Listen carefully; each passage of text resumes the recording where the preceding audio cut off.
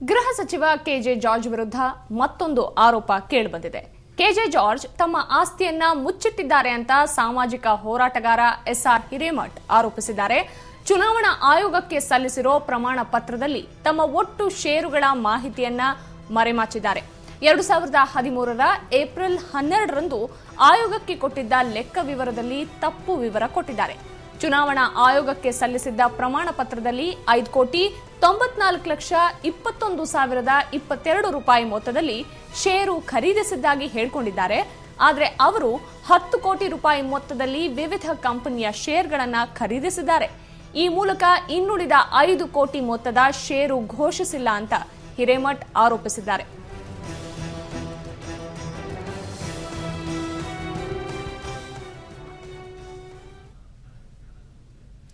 ಎರಡು 2013ರಲ್ಲಿ ಚುನಾವಣಾ ಆಯೋಗಕ್ಕೆ 5,94,00,000 ಲೆಕ್ಕವನ್ನ ಜಾರ್ಜ್ ಕೊಟ್ಟಿರ್ತಾರೆ.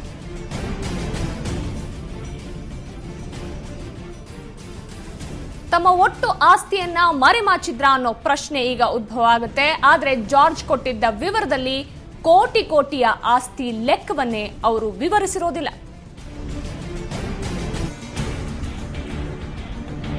ಜಾರ್ಜ್ ಆಯೋಗಕ್ಕೆ ಕೊಟ್ಟಿದ್ದ ವಿವರ 5,94,00,000 ರೂಪಾಯಿಯದ್ದು. ದಾಖಲೆಗಳ ಪ್ರಕಾರ ಅವರ ಹತ್ರ ಇರುವಂತಹ ಷೇರಿನ ಮೌಲ್ಯವೇ 11 ಕೋಟಿ ರೂಪಾಯಿಗೂ ಹೆಚ್ಚಿನದಾಗಿದೆ. ಆದರೆ ದಾಖಲೆಗಳಲ್ಲಿರೋದು 5,03,00,000 ಷೇರಿನ ವಿವರ ಮಾತ್ರ. ಎಕ್ಸ್ ಇಂಡಿಯಾ ಸ್ಟೀಲ್ಸ್ ನಲ್ಲೇ ಒಟ್ಟು 45,37,213 ಷೇರ್ಗಳಿದೆ. ಅದು ಜಾರ್ಜ್ ಅವರ ಹೆಸರಲ್ಲಿ. ಅವುಗಳಲ್ಲಿ 36 ಲಕ್ಷ ಷೇರ್ಗಳನ್ನ ಷೇರಿಗೆ 10 ರೂಪಾಯಿನಂತೆ 3,60,00,000 ರೂಪಾಯಿ ಕೊಟ್ಟು ಖರೀದಿಸಿದ್ದಾರೆ ಗೃಹ ಸಚಿವರು. ಉಳಿದ 9,37,213 ಷೇರ್ಗಳೇನಿದೆ, ಈ ಷೇರ್ಗಳಿಗೆ ಪ್ರತಿ ಷೇರ್ಗೆ 51 ರೂಪಾಯಿನಂತೆ ಕೊಟ್ಟು ಖರೀದಿಸಿದ್ದಾರೆ.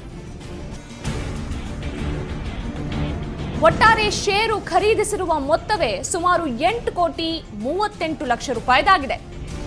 ಆದರೆ ಜಾರ್ಜ್ ಅವರು ಸಲ್ಲಿಸಿರುವ ವಿವರ ಬರೀ 5 ಕೋಟಿಯದ್ದು. ಇದೊಂದು ಕಂಪನಿಯ ಷೇರಿನ ಮೊತ್ತವೇ 8,38,00,000 ರೂಪಾಯಿ ಮೊತ್ತವನ್ನ ದಾಟುತ್ತೆ.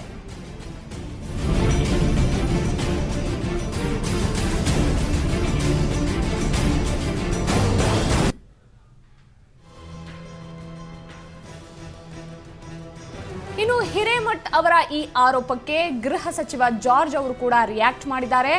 ನಾನು ತಪ್ಪು ಮಾಹಿತಿಯನ್ನ ಕೊಟ್ಟಿಲ್ಲ, ಹಿರೇಮಠ್ ಬ್ಲಾಕ್ ಮೇಲ್ ಮಾಡ್ತಿದ್ದಾರೆ ಅಂದಿದ್ದಾರೆ.